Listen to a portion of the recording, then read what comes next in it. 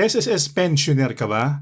May magandang balita ngayong June 2026 dahil may dagdag pera na paparating sa inyong monthly pension. At ang mas nakakagulat, mas maaga itong ibibigay kaysa sa inaasahan ng marami. Pero ito ang pinaka-importanting tanong. Magkano nga ba ang actual na madadagdag sa pension mo kada buwan? Sa video na to, ipapakita natin ang bagong computation ng SSS pension increase, sino ang qualified at magkano ang pwede mong matanggap starting this June 2026. At teka muna, yung iba akala one-time ayuda lang ito. Pero according to SSS, permanent increase ito sa monthly pension mo. Ibig sabihin, habang buhay na itong matatanggap kung qualified ka. Ayon sa latest announcement ng SSS, in-advance nila ang second tranche ng pension reform program mula September papuntang June 2026.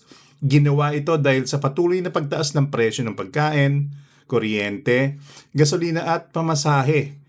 Kaya milyon-milyong pensioners ang makakatanggap ng mas mataas na pension simula ngayong June 2026. Ang video na to ay para sa kaalaman lamang, hindi personal na payong pinansyal. Affiliate products in the shelf below. Ngayon, importante nating linawin kung sino talaga ang makikinabang sa dagdag pension ngayong June 2026 dahil hindi lahat ng SSS members ay covered sa increase na ito. Ayon sa SSS, ang qualified para sa pension adjustment ay yung mga kasalukuyang tumatanggap ng retirement pensions, disability pensions, death pensions, survivorship pensions. Kaya kung ikaw ay retired na, may disability pension, o tumatanggap ng survivorship benefits mula sa SSS, kabilang ka sa mga posibleng makatanggap ng mas mataas na monthly pension ngayong taon. Malaking bagay ito lalo na sa maraming pamilyang umaasa lang sa pension para sa araw-araw na gastusin, tulad ng pagkain, gamot, kuryente at pamasahe. At dahil patuloy pa rin ang pagtaas ng presyo ng mga bilihin ngayon, maraming pensioners ang naghihintay kung gaano kalaki ang magiging dagdag sa kanilang buwanang matatanggap. Ngayon, punta tayo sa pinaka-importanting tanong ng maraming pensioners. Magkano nga ba talaga ang madadagdag sa monthly pension simula ngayong June 2026? Depende kasi ito sa klase ng pension na tinatanggap mo mula sa SSS. Para sa retirement at disability pensioners, nakatakda ang increase sa 10% kada taon. Samantalang para naman sa death at survivorship pensioners, 5% yearly naman ang ipapatupad. Kaya kung mas mataas ang kasalukuyan mong pension, mas malaki rin ang may dadagdag sa matatanggap mo kada buwan. At dahil yearly ang adjustment na ito sa ilalim ng Pension Reform Program ng SSS, maraming pensioners ngayon ang gustong malaman kung magkano na ang magiging bagong halaga ng kanilang pension starting this June 2026. Para mas maintindihan natin kung gaano kalaki ang magiging dagdag sa monthly pension, gumawa tayo ng sample computation base sa inanunsyong pension increase ng SSS. Halimbawa, kung 6,000 ang original monthly pension mo, after the first adjustment noong 2025, naging 6,600 pesos ito. Then, ngayong June 2026, magiging 7,260 na ito kada buwan. Ibig sabihin, kumpara sa original mong pension, may dagdag ka ng around 1,260 pesos every month.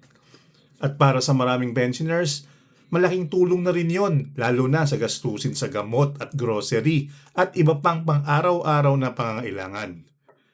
Ngayon kung survivorship pension naman ang tinatanggap mo, iba naman ang magiging increase rate dahil 5% yearly increase ang applicable dito. Halimbawa kung 3,000 ang original survivorship pension, after the adjustment, magiging 3,307 kada buwan na ito, ngayong June 2026. Kaya kahit magkaiba ang percentage increase depende sa pension type, makikita pa rin na may permanenteng dagdag sa buwanang matatanggap ng qualified pensioners.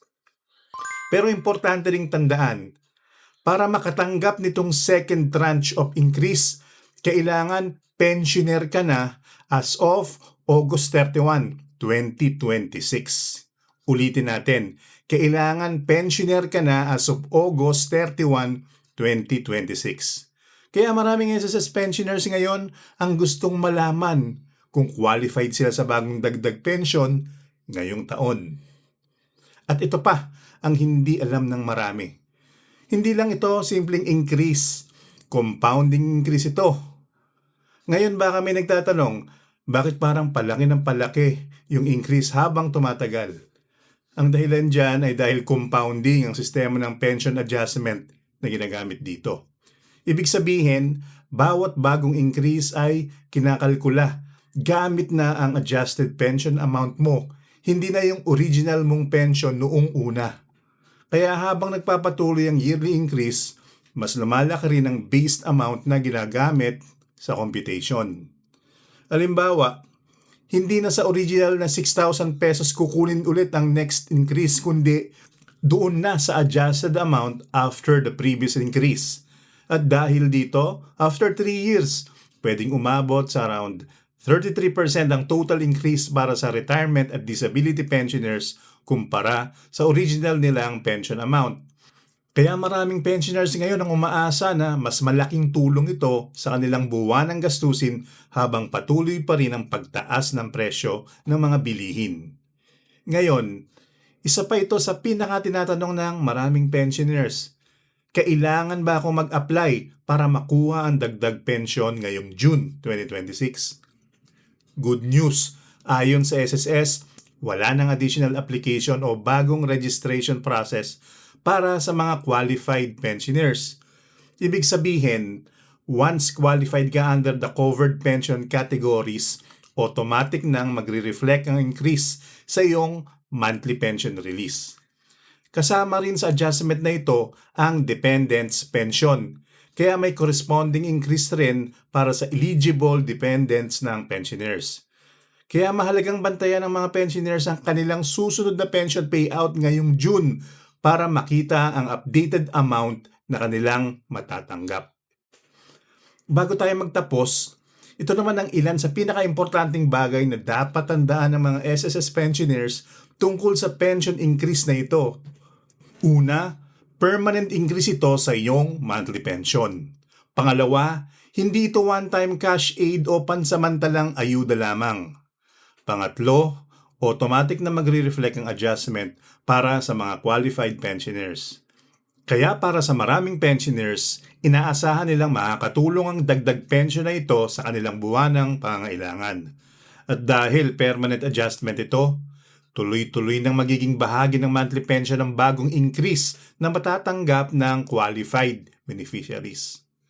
So kung may kakilala kang SSS pensioner, i-share mo itong video na ito para malaman nila kung magkano ang possible na madagdag sa kanilang pension ngayong June 2026.